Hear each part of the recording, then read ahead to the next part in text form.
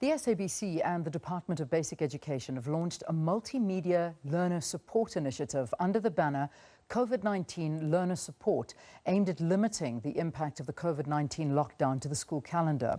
The initiative is part of the broader effort to prevent a total loss of the school year since the lockdown was announced. The program, which starts today, is also in anticipation of the mid-year exams that are due in June 2020.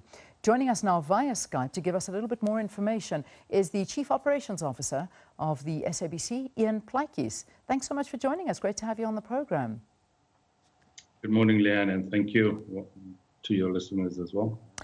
How difficult was the COVID-19 learner support to set up if one considers the curriculum, the advisors, TV, radio, everything that's on the line?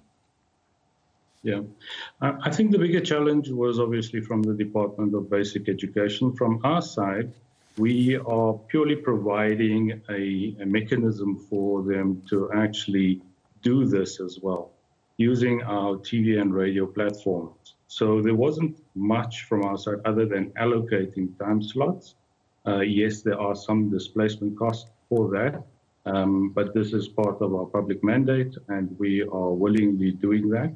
So we have allocated time slots on all of our radio stations, and obviously the advantage of that is the lessons can be done in mother tongue as well, but we've also allocated time slots on SABC 1, 2 and 3. Excellent. So it's SABC 1, 2 and 3. The time slots of them, what are we looking at for now?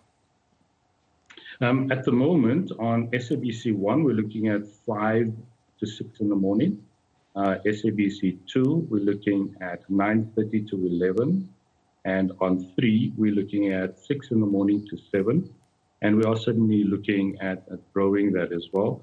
On the radio, it's various time slots. I'm not going to run through that. We've got 19 radio stations. Indeed. And each one has got different time slots. Yeah, so we've got those on the screen and we'll keep rolling them as the interview continues. You can see the different time slots on the radio stations. Now, you said that it will be in different languages, and we can see through the variety of radio stations and TV channels that, you know, we do account for many of the languages. So perhaps talk to us about the languages and the different ones that are available.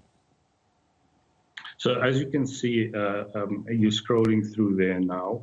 Each one of those radio stations actually does broadcasting in a mother tongue and the various language groups within South Africa. And each one of them will be allocated slots for that. So yes, we are covering all the language groups. It is the department that will obviously determine what part of the curriculum they will share. We're just making the slots available. Okay. I think it's worth mentioning as well that we are working with the department in terms of rolling out virtual classrooms for the matrics specifically, and see how we can assist the matrics better prepare for their exams for this year. Excellent. So when you talk about virtual classrooms, would that be from a broadcast television point of view, or again across all radio stations and online? So that part wouldn't be necessarily the radio stations, although we are in discussions to see how we can do that as well. This is over and above the time slots you've just seen now. So the virtual classrooms, that part of it is being done by the department. What we are doing is we've made available 2 studios at our Auckland Park facilities for the department, so they would get their teachers coming in there. They would then do the virtual classroom part from there, but we would do the recording of that, and we'll distribute that via linear as well as digital channels. So when we talk about the different grades that this is aimed at, I imagine we're not necessarily talking about lower grades. This is for your higher grades. Perhaps you can talk to us through who this is aimed at. So, and once again, we're providing the slots. So the department will determine how they want to use that slot. So it would be for the senior high school students, basically. The virtual classrooms at this stage is predominantly just for the matrics, but they can use those time slots as they wish, really. Okay. The subjects that are going to be covered, again, we know that this is all determined by the Department of Education, but are we privy to that information, the ones that are going to be covered through these broadcasts and virtual classrooms?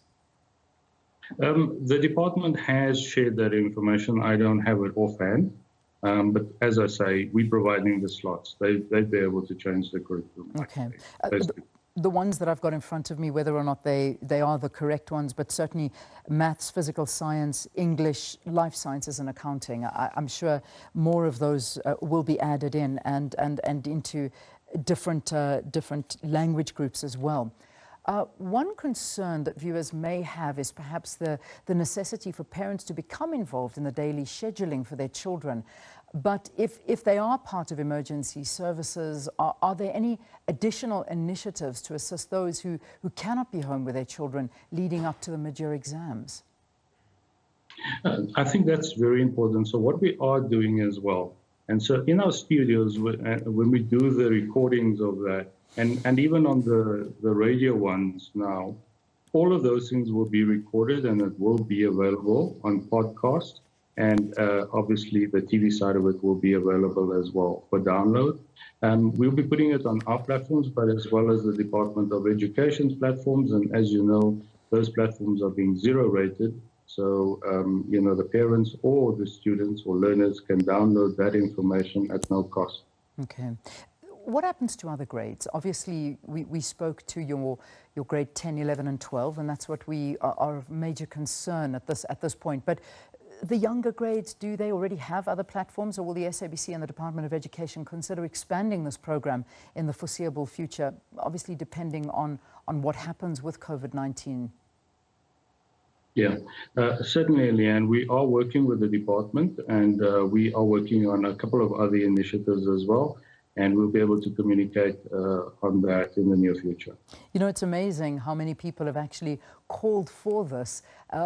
Even before COVID-19. So, it's something that we've had for a very, very long time. And people are hoping that this may even continue after COVID-19. Are those discussions in the pipeline? We are certainly, the platforms we're making available now, we are certainly doing it for a year period, for the remainder of this year, immaterial of when the lockdown ends. And that will, obviously, the focus will be slightly different then in terms of assisting the learners to catch up. But certainly this crisis has created a sense of urgency for us to come up with innovative ways of working. And we've seen that happen. Mm. Just finally, and before I let you go, we've spoken about education.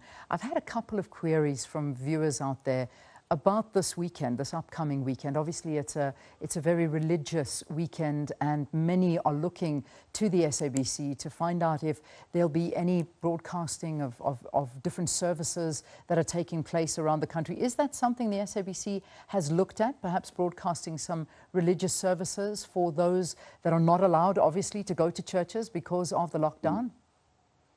Yes, indeed, Leanne. And maybe just before we go into that, just to end off on the education side, we're also working with the Department of Higher Education to see what we can do for the universities as well. And we'll be able to share more information on that pretty soon. Coming up, the weekend coming up, this is a really holy weekend on the Christian calendar. So we do have a special program that we have for the entire weekend, and we are actually calling it Let Us Pray. And so on Friday, we will have a Good Friday service, and that will be from 3 o'clock to 5:30. We will also have a service on Sunday, and on Sunday, we will actually have a 3-part program. So we will have the normal Easter special service, but following that, we will have an interfaith service as well. And we have gathered religious leaders from all around the country, close to 50 of them, that will be giving inspirational messages to their various constituents. And over and above that, we will also have another half an hour slot of other people just giving motivational messages as well. So we've really, really gone out of our way to try and capture this weekend. You will know that our studios are shut down, so we had to make use of our news crew to be able to capture this information as well and these messages. Fantastic. Thank you so much. That's our COO talking to us. Ian Plaatje is the COO of the SABC, talking to us about, firstly, the SABC and the Department of Basic Education's COVID-19 learner support, which begins broadcasting on radio, television, and also with help of online platforms. From today, you heard higher education is also in discussion, so you might see something coming there. And with the religious weekend coming up, there are programs scheduled for the SABC.